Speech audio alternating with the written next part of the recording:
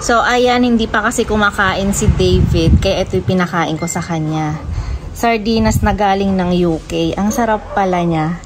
Kaya ang ginawa ko, kinuha ko tong isa. Ayan. Tapos yung isa sa kanya. Sarap pala.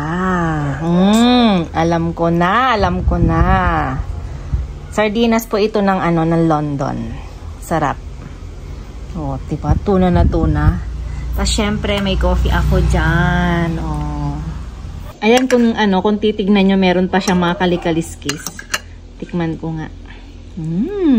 Tikman natin. Si David nakadalawa na siya eh. So sabi ko, akin tong icha! David? Akin tong icha!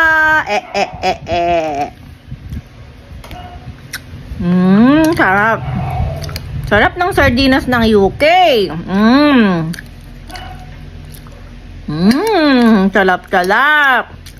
Tingnan nyo si David, sabi niya siguro, bakit mo ako inagawan, nanay? Oh, nabitin ba ang bebe ko, ah?